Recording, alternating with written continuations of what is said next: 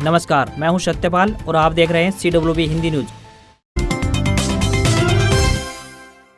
किसानों के काम की खबर। 31 मार्च तक KYC करवाना जरूरी, तभी मिलेगा किसान सम्मान निधि का लाभ। प्रधानमंत्री किसान सम्मान निधि योजना का लाभ ले रहे किसानों को भारत सरकार के दिशा निर्देशानुसार आगामी किस्त का लाभ लेने के लिए KYC यानी आधार बायोमेट्रिक प्रमाणीकरण ऑनलाइन करवाना जरूरी है। 31 मार्च तक KYC करवानी आवश्यक है, तभी सम्मान निधि की आगामी किस्त का लाभ मिल सकेगा। कृषि विभाग के अधिकारियों को दिशा निर्देश जारी किए हैं कि इस बारे में ज्यादा से ज्यादा किसानों को जागरूक करें, ताकि सभी किसान KYC के कार्य को समय रहते करवा लें और प्रधानमंत्री किसान सम्मान निधि योजना का निरंतर लाभ लेते रहें। यदि इस प्रक्रिया में मोबाइल नंबर पर OTP प्राप्त नहीं होता है तो उस अवस्था में किसान अपने अपने गांव में स्थित अटल सेवा केंद्र यानी CHC सेंटर पर बायोमेट्रिक के माध्यम से अपना KYC करवा सकते हैं। सरकार द्वारा अटल सेवा केंद्रों पर यह सुविधा उपलब्ध करवाने हेतु आवश्यक दिशा निर्देश दिए हुए हैं। सभी किसानों से आह्वान है कि आगामी किस्त का लाभ लेने के लिए 31 मार्च 2022 तक अपना KYC प्रमाणीकरण अवश्य करवा लें।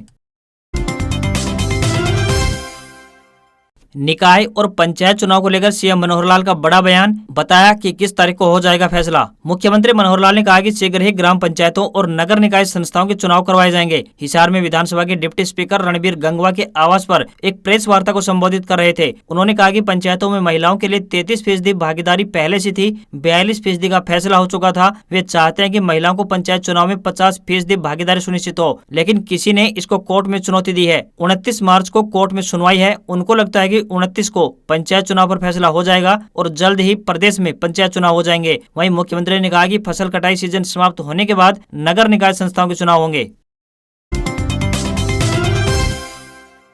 हरियाणा में 1 अप्रैल से शुरू होगी गेहूं, चना और जौ की खरीद। हरियाणा की विभिन्न मंडियों में आगामी 1 अप्रैल से गेहूं की खरीद का कार्य शुरू कर दिया जाएगा। इसके अलावा चना व जौ की खरीद भी न्यूनतम समर्थन मूल्य यानी MSP मूल्य पर की जाएगी। सरकार के निर्णय अनुसार गेहूं की खरीद 1 अप्रैल से शुरू होकर 15 मई तक चलेगी। खरीद प्रक्रिया के दौरान मंडियों में आने वाले किसानों को कोई परेशानी न हो, इसके लिए व्यापक स्तर पर तैयारियां की जा रही है। सरकार द्वारा इस बार के रबी सीजन के लिए गेहूं का न्यूनतम समर्थन मूल्य 2015 रुपए प्रति क्विंटल रखा है, जबकि चने का न्यूनतम समर्थन मूल्य 5230 यानी 5230 रुपए प्रति क्विंटल, जौ का न्यूनतम समर्थन मूल्य 1635 रुपए प्रति क्विंटल और सरसों का न्यूनतम समर्थन मूल्य 5050 रुपए प्रति क्विंटल निर्धारित किया गया है। काम की बात, आधार पैन लिंक करने के लिए अब 1 हफ्ते से भी कम का समय नहीं कराने पर लग सकता है 10,000 रुपए का जुर्माना। पैन कार्ड को आधार कार्ड से लिंक कराने के लिए अब आपके पास 1 हफ्ते से भी कम समय बचा है। अगर आपने 31 मार्च तक अपने पैन को आधार से नहीं जोड़ा तो यह निष्क्रिय यानी इनऑपरेटिव हो जाएगा। इनऑपरेटिव पैन का उपयोग करने पर आप पर 10,000 रुपए का जुर्माना लगाया जा सकता है। इस समस्या से बचने के लिए जल्द से जल्द आधार पैन लिंक करना होगा। अगर आप अपने बैंक अकाउंट से 50,000 रुपए से ज्यादा की रकम निकाल या जमा कर सकते हैं तो आपको पैन कार्ड दिखाना पड़ता है। ऐसे में पैन के निष्क्रिय होने पर आप 50,000 रुपए से ज्यादा का लेन देन नहीं कर पाएंगे। हरियाणा की राजनीति में अहिर रेजिमेंट के बहाने अहिरवाल की 11 सीटों पर सभी दलों की नजर। गुरुग्राम से लेकर नारनौल तक 10 से अधिक विधानसभा सीटों पर हर चुनाव में सभी प्रमुख दलों की नजर रहती है। इतिहास इस बात का गवाह रहा है कि जब भी इस इलाके के लोगों ने किसी दल का दिल से साथ दिया है, उस दल के लिए प्रदेश की सत्ता हासिल करना आसान हो गया। जाट आरक्षण आंदोलन की व्यापक प्रभाव के चलते गत विधानसभा चुनाव में जब भाजपा को जाटलैंड की कई सीटों पर हार का सामना करना पड़ा, तो अहिरवाल की जनता ने उसके लिए एक बार फिर प्रदेश की सत्ता संभालने का रास्ता साफ कर दिया। सेना में अहिर रेजिमेंट की मांग इस क्षेत्र के लोगों की पुरानी मांग बन चुकी है, जिस पर हाथ रखने के लिए सभी सियासी दल बेचैन नजर आने लगे हैं। लगभग हर विधानसभा चुनाव के दौरान प्रमुख सियासी दलों की नजरें अहिर बाहुल्य इलाके पर टिकी रहती हैं। इस क्षेत्र के लोगों का एकजुट होकर किसी दल के पक्ष में उतरना उसके लिए सत्ता की सीढ़ी बन जाता है। बात करें चौधरी देवीलाल से लेकर ओम प्रकाश चौटाला और भूपेंद्र सिंह हुड्डा की, तो CM बनाने में इस क्षेत्र का बड़ा रोल रहा है। सैनिक बाहुल्य इस इलाके में अगर पिछले विधानसभा चुनाव में भाजपा का साथ नहीं दिया होता तो मनोहर लाल के लिए प्रदेश में दूसरी बार पारी खेलना मुमकिन नहीं होता। 28-29 मार्च को हरियाणा में चक्का जाम, रोडवेज की हड़ताल रहेगी। महाप्रबंधकों ने सुरक्षा के लिए DC को लिखे पत्र, बस स्टैंड पर धारा 144 के आदेश। हरियाणा में 28 और 29 मार्च को रोडवेज कर्मचारियों की हड़ताल रहेगी। ऐसे में लोग इस दिन यात्रा करने के लिए बाहर न ही जाएं तो अच्छा रहेगा, क्योंकि उन्हें परेशानियों का सामना करना पड़ सकता है। हड़ताल को देखकर हरियाणा सरकार ने सभी रोडवेज डिपो में ड्यूटी मजिस्ट्रेट नियुक्त कर दिए हैं। इतना ही नहीं, सभी जिलाधीश ने 28 मार्च से 29 मार्च तक बस स्टैंड की 200 मीटर की परिधि में धारा 144 लागू कर दी है। प्रदेश में रोडवेज कर्मचारियों की 13 यूनियन है, परंतु 3 यूनियन इस हड़ताल में भाग नहीं ले रही है। रोडवेज यूनियन ने साझा मोर्चा बनाकर 28 व 29 मार्च के हड़ताल में शामिल होने की घोषणा की है। साझा मोर्चा में 10 यूनियन शामिल है। 27 मार्च को रात 12 बजे के बाद कर्मचारी डिपो गेट पर तालाबंदी करके बैठ जाएंगे। हड़ताल को लेकर रोडवेज ने सुरक्षा के इंतजाम करने शुरू कर दिए हैं। परिवहन विभाग ने सभी जिले के रोडवेज महाप्रबंधकों की ड्यूटी लगा दी है ताकि रोडवेज बसों के संचालन में कोई बाधा न आए। बाकायदा इसके लिए रोडवेज महाप्रबंधकों ने डीसी और एसपी को पत्र लेकर डिपो परिसर में पुलिस तैनात करने की भी मांग कर दी है।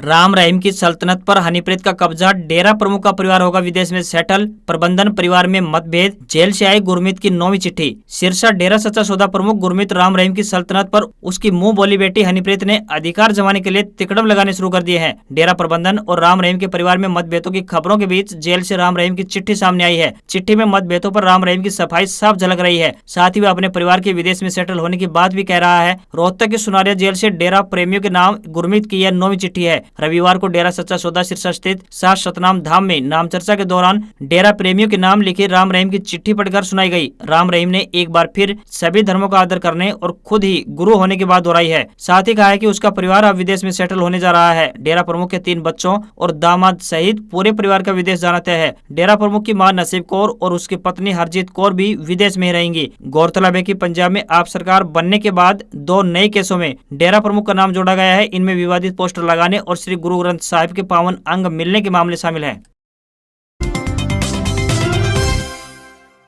PMKVY यानी प्रधानमंत्री कौशल विकास योजना के तहत 2 से लेकर 8 महीने के शॉर्ट टर्म कोर्स के लिए महेंद्रगढ़ ITI का चयन। पहले चरण में 2 कोर्स से होगी शुरुआत। प्रधानमंत्री कौशल विकास योजना यानी PMKVY के तहत प्राइवेट सेंटरों की बजाय अब ITI में शॉर्ट कोर्स होंगे। यह कोर्स 2 महीने से लेकर 6 महीने के होंगे। इससे ITI का दायरा भी बढ़ेगा। जिला में इसके लिए महेंद्रगढ़ ITI का चयन किया गया है। शुरुआती तौर पर 2 नए कोर्स शामिल किए जाएंगे। रुझान बढ़ने व कोर्स के हिसाब से डिमांड आने पर भविष्य में भी कोर्स शुरू होंगे। शुरुआती समय में 2 course CCTV camera installation technician और LED रिपेयर वर्क का कोर्स करवाया जाएगा। हर एक कोर्स के लिए 80-80 सीटें निर्धारित की गई है। इसके लिए आवेदनकर्ता की 18 साल से अधिक आयु होनी चाहिए। इसके लिए आवेदक 31 मार्च तक skillindia.gov.in साइट पर जाकर आवेदन कर सकता है। इन कोर्स को करने से लोगों को रोजगार करने का अवसर मिलेगा। मौसम अपडेट। चैत्र में बैसाख जैसी गर्मी ने तोड़ा रिकॉर्ड। हरियाणा NCR दिल्ली में आगे कैसा रहेगा मौसम, आइए जानते इस रिपोर्ट में। मार्च की शुरुआत में उत्तर भारत में मौसम लगभग शुष्क बना हुआ है। गर्मी ने लगभग 20 दिन पहले ही दस्तक दे दी थी। मार्च में उत्तर व मध्य भारत के साथ दक्षिण भारत के राज्यों में यानी पर्वतीय, मैदानी, पठारी इलाकों में अब तक लगभग सूखा ही नजर आ रहा है और वहीं गर्मी अपने तीखे स्वभाव पर भी है। आगे भी किसी सक्रिय मौसम प्रणाली यानी वेस्टर्न डिस्टर्बेंस या समुद्री प्रणाली के सक्रिय होने की संभावना नजर नहीं आ रही, जिससे बारिश की संभावना भी इस महीने के अंत तक बिल्कुल भी नहीं है। एक बार फिर हीट वेव यानी लू और तापमान में बढ़ोतरी दर्ज होने की प्रबल संभावनाएं बन रही हैं। हवाएं एक बार फिर अपने तीखे अंदाज दिखाएंगी और लिहाजा मार्च के आखिरी सप्ताह में तापमान में फिर बढ़ोतरी देखी जाएगी। इराक, पाकिस्तान और राजस्थान के थार मरुस्थल की गर्म हवाओं, हीट वेव यानी लू के प्रभाव से हरियाणा व NCR दिल्ली में तापमान में बढ़ोतरी दर्ज होगी और साथ ही कुछ स्थानों पर अंधड़ जैसी चलने की भी प्रबल संभावना है, जिसकी वजह से भारतीय मौसम विभाग ने 27 से 31 मार्च तक येलो अलर्ट जारी कर दिया है। हरियाणा, NCR दिल्ली में तेज गति की गर्म हवा फिर से लौट सकेंगी और इस बार मार्च में रिकॉर्ड तोड़ गर्मी का दौर जारी रहेगा। गर्मी का असर हरियाणा में सिरसा, फतेहाबाद, हिसार, भिवानी, महेंद्रगढ़, चरखी दादरी, झज्जर, रोहतक, सोनीपत, पानीपत, रेवाड़ी, सोहना, तावड़ू, फरीदाबाद व गुरुग्राम के साथ हरियाणा के अधिकतर स्थानों के साथ दिल्ली NCR में भी दिखाई देगा। साथ ही साथ 20 से 30 किलोमीटर प्रति घंटे की रफ्तार से गर्म हवाएं चलेंगी। इस दौरान तापमान 42 डिग्री से लेकर 43 डिग्री सेल्सियस तक पहुंच सकता है। हरियाणा सरकार का बड़ा फैसला, जाति प्रमाण पत्र से जुड़ेगा परिवार पहचान पत्र। फैमिली ID नंबर के माध्यम से सरल पोर्टल पर कर सकेंगे आवेदन। हरियाणा में अब जाति प्रमाण पत्र बनवाने के लिए प्रार्थियों को तहसील के चक्कर नहीं काटने पड़ेंगे। मात्र सरल पोर्टल पर आवेदन करते ही जाति प्रमाण पत्र जारी हो जाएगा। इसके लिए प्रदेश की जजपा भाजपा सरकार ने जाति प्रमाण पत्र को परिवार पहचान पत्र के साथ जोड़ने का फैसला लिया है। इस फैसले के अंतर्गत जाति प्रमाण पत्र अब परिवार पहचान पत्र के नंबर से ही जारी होगा। राज्य सरकार ने इस संदर्भ में नई गाइडलाइन जारी कर दी है। तहसीलदार के बजाय अतिरिक्त उपायुक्त एवं नागरिक संसाधन सूचना अधिकारी जाति प्रमाण पत्र जारी कर सकेंगे। आपको साथ ही साथ बता दें कि योग्यता रखने वालों को संबंधित प्रमाण पत्र प्राप्त करने के लिए न तो नंबरदार, पटवारी और न ही तहसील में चक्कर काटने पड़ेंगे। अब आवेदक सिर्फ परिवार पहचान पत्र नंबर के माध्यम से ही सरल पोर्टल पर आवेदन कर सकेगा और उसे ऑनलाइन ही जाति प्रमाण पत्र मिल जाएगा। अब पटवारियों को मोटरसाइकिल देगी हरियाणा सरकार। हरियाणा के उप मुख्यमंत्री दुष्यंत चौटाला ने बताया कि प्रदेश सरकार द्वारा कोविड-19 में राजस्व से संबंधित अन्य कार्यों में जिला प्रशासन के साथ मिलकर उत्कृष्ट कार्य प्रदर्शन करने वाले पटवारियों को सम्मानित किया जाएगा। यह सम्मान समारोह 29 मार्च को जींद में आयोजित किया जाएगा। सराहनीय व अच्छे कार्य करने वाले टॉप 50 पटवारियों को एक मोटरसाइकिल व प्रशंसा पत्र देकर पुरस्कृत किया जाएगा। उन्होंने बताया कि अच्छा काम करने वालों को इनाम दिया जा रहा है ताकि अन्य लोग उनसे प्रेरणा ले सकें, जबकि गलत काम करने वालों को दंड दिया जा रहा है ताकि उनको सबक मिल सके। इससे पहले हरियाणा सरकार ने प्रदेश भर से पंचायती राज संस्थाओं में विभिन्न पदों पर रहते हुए सराहनीय कार्य करने वाली 100 महिला अचीवर्स को एक स्कूटी भेंट कर सम्मानित किया था। आपके हरियाणा प्रभारी सुशील गुप्ता का ट्वीट, 4 दिन में 1 लाख से ज्यादा लोग पार्टी से जुड़े, बोले डिजिटल मेंबरशिप अभियान शुरू होगा इस हफ्ते। पंजाब विधानसभा चुनाव में जीत से उत्साहित आम आदमी पार्टी हरियाणा में तेजी से लोगों को अपनी पार्टी में शामिल कर रही है। पार्टी इस हफ्ते अपना डिजिटल सदस्यता अभियान शुरू करने जा रही है। हरियाणा प्रभारी सांसद सुशील गुप्ता ने ट्वीट करते हुए लिखा है कि 4 दिन में 1 लाख से ज्यादा लोग आम आदमी पार्टी से जुड़े हैं। 40 विधायक सांसद आम आदमी पार्टी के संपर्क में है। हरियाणा में आज चुनाव हो तो 90 में से 80 सीट आम आदमी पार्टी की आ सकती है। पार्टी की गतिविधियों ने हरियाणा में भाजपा, जसपा और कांग्रेस की चिंताएं बढ़ा दी हैं। पार्टी पहले से ही स्पष्ट कर चुकी है कि 40 पूर्व एमएलए उनके संपर्क में हैं और उनके आवेदनों की जांच के बाद ही उन्हें पार्टी में शामिल किया जाएगा। दूसरी ओर सत्ता पक्ष भी कह चुका है कि आपका हरियाणा में कोई जनाधार नहीं है। वहीं पूर्व सीएम भूपेंद्र सिंह हुड्डा भी बयान दे चुके हैं कि हरियाणा में आप स्टैंड नहीं हो पाएगी।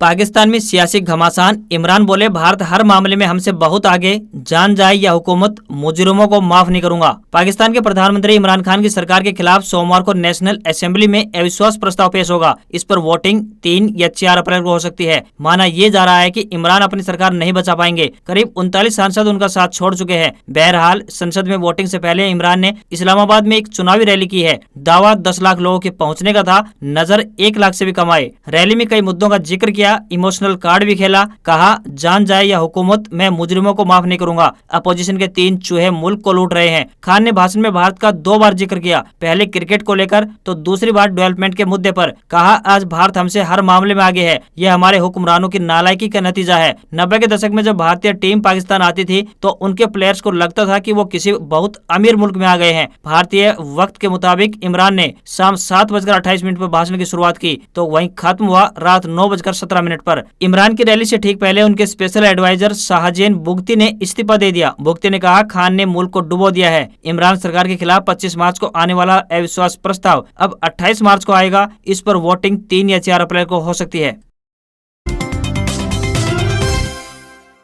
बुढ़ापा पेंशन अपडेट, 2 साल से नहीं लग पाए हैं वृद्ध पेंशन बनवाने के लिए मेडिकल कैंप, बुजुर्ग काट रहे हैं चक्कर। बुजुर्ग पेंशन बनवाने के लिए मेडिकल कैंपों का आयोजन पिछले 2 वर्ष से नहीं हो पा रहा है। ऐसे में अगर जींद जिले की बात की जाए तो 5000 से अधिक वृद्ध ऐसे हैं जो इन मेडिकल कैंपों का इंतजार कर रहे हैं। पेंशन बनवाने के लिए ये वृद्ध कभी जिला समाज कल्याण विभाग के चक्कर काट रहे हैं तो कभी जिला मुख्यालय स्थित नागरिक अस्पताल के। बाकायदा विभाग द्वारा एक पेंशन के लिए एक फार्म दिया जा रहा है जिस पर 2 मेडिकल ऑफिसर यानी एएमओ के हस्ताक्षर करवाए जाने की बात कही जा रही है। लेकिन जब ये फार्म लेकर लोग अस्पताल पहुंचते हैं तो उन्हें कोई राह नहीं मिलती। ऐसे में इन वृद्धों की मांग है कि उन्हें परेशान करने की बजाय पहले की तरह ही फिर से मेडिकल कैंप लगवाए जाएं ताकि उनकी पेंशन बन सके। फिलहाल जिले में लगभग 1,18,000 वृद्ध पेंशन ले रहे हैं। वहीं जिला समाज कल्याण विभाग ने डीसी डॉक्टर मनोज कुमार के पास फाइल भेजकर कैंप लगाने की अनुमति मांगी है। अप्रैल महीने में मेडिकल कैंप लगने की पूरी संभावनाएं मानी जा रही है।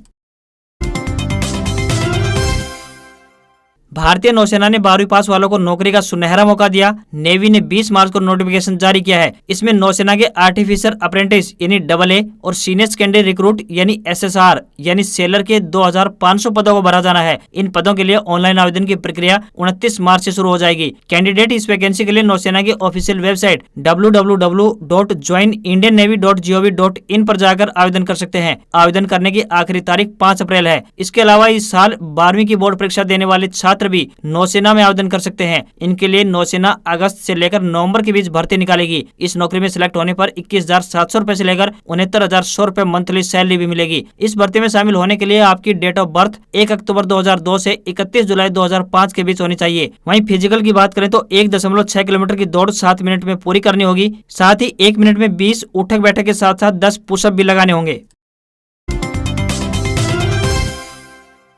आज खबरों में बस इतना ही। बने रहिए हमारे साथ, देखते रहिए CWB हिंदी न्यूज। नमस्कार।